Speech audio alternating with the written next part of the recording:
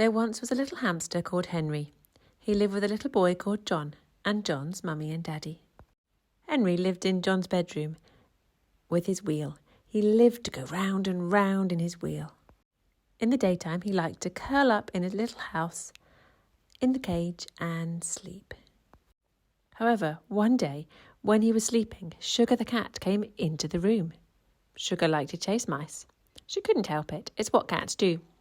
Henry smelt a bit like a mouse, a bit like a tasty meal for a cat. Henry was quite safe inside his cage. Sugar didn't know how to open it. But when Sugar started stalking around John's bedroom, lots of things started happening in Henry's little furry body. His tummy would feel all wibbly and wobbly. His heart would beat faster and faster.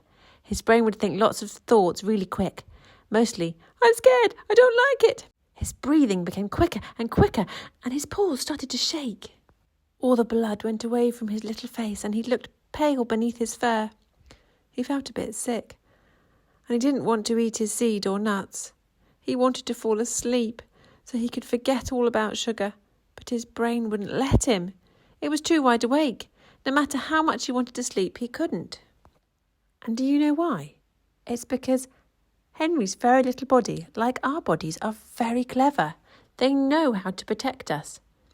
When Henry's body saw something that made him feel unsafe, his mind and his body got him ready to defend himself, to run away or to fight the threat.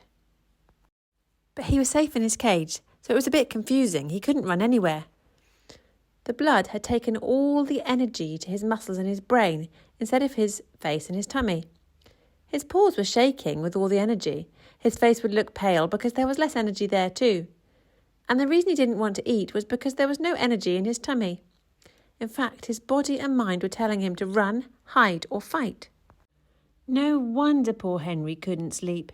You can't sleep when your body is telling you to run, hide or fight. Luckily, John's mummy was clever. She could see how scary Sugar was for Henry, so she picked him up and took him out of John's room. It took a while for Henry to believe Sugar wasn't coming back. And then once his mind knew he was safe, it still took a while for all that energy to go back to the places where it normally was when he felt safe. But once it had, Henry had a snack of sunflower seeds, and then he curled up and went to sleep. The end.